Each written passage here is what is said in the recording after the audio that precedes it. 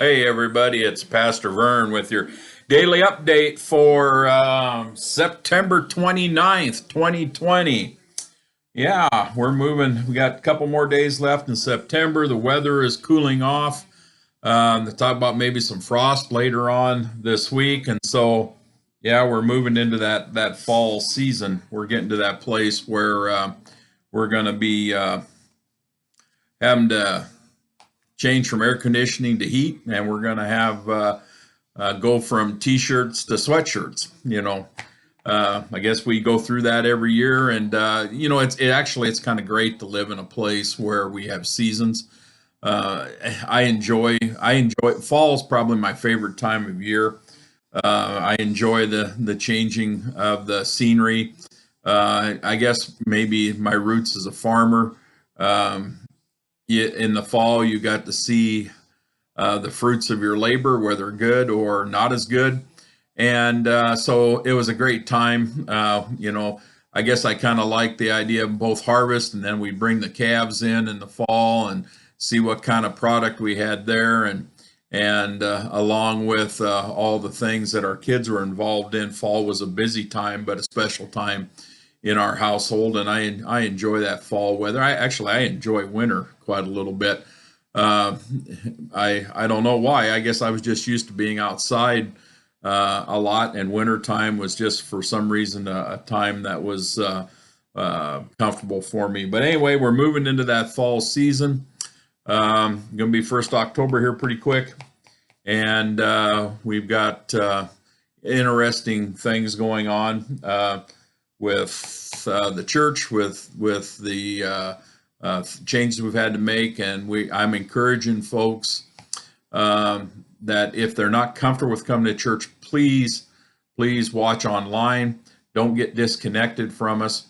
And the other part of that is I'm asking you folks that watch these to share them because our audience has dropped some, and I think part of it's busyness, and the other part is people are getting frustrated with what's going on with everything in their lives. And I think this would be helpful for them. And not only that, but also it's kind of important as we're looking at a change in leadership in the church that we have some good statistics. I know that sounds very secular, but it still affects the church and how we're going to function in the months to come. All right. Well, we're going to move on to First Peter. There's two books that with the name Peter, first and second. Now, Peter, remember, is the fiery disciple who was the leader of the apostolic band as they moved out into the world. A lot of his ministry as he moved out of Jerusalem with the message of the good news of Jesus Christ was to the Gentiles. It seemed to be his forte. We see in these earlier writings, most of them are done by Paul. A lot of them were when he was in prison, and that's how he was communicating with the churches. Now, Peter is traveling around. He's going to different places, but he is getting to be an older man by the time these are written, I believe. And so maybe some of that has kind of moved on.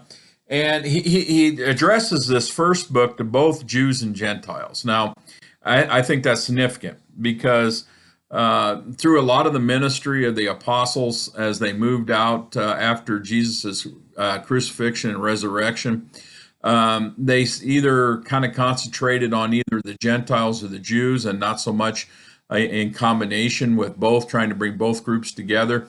And I think there are some logical reasons for that. One is that the Gentiles had a little bit of a disadvantage in accepting the faith concepts and accepting God, because it wasn't as big a leap for the Jewish folks because the Gentiles did not know the Hebrew God other than by reputation, which was pretty profound sometimes.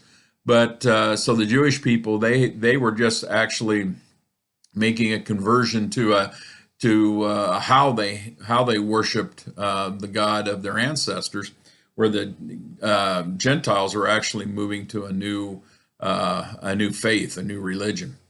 And so Peter writes these during a time that's really tumultuous. It seems like the whole world is kind of cracking up at this time. Some of the leaders of countries, there's a lot of give, take, shove. The Roman Empire is starting to have and see some cracks in it.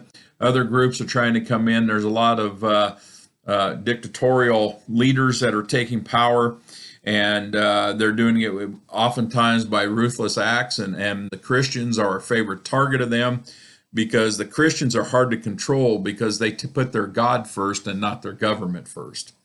And so we see a lot of that stress, and we see a lot of suffering going on. And Peter addresses this suffering in this first letter that he produces. And so, really, what a lot of this is about is a combination of suffering and where that takes us to some degree.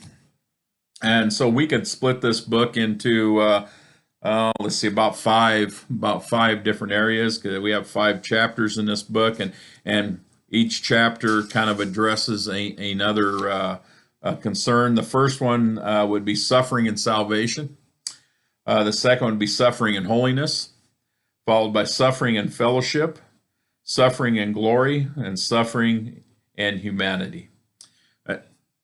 Suffering theme's pretty strong in here, but also Peter takes great care to say that our suffering is a precursor to a glorious time with God, and that in this world that rejected God's promises centuries and centuries and centuries before Peter ever existed, as we know in the garden, where they broke their covenant with God and was turned out into a world that is infested by evil.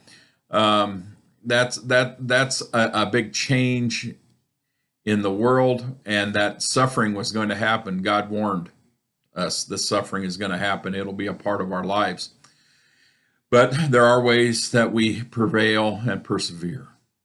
And Peter touches on those in this epistle.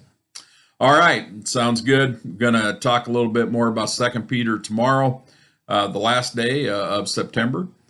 So that'll be coming up. I ask that you take good care of yourselves, watch out for others the best you can in our current circumstances, and be safe. And we'll talk to you later. Bye.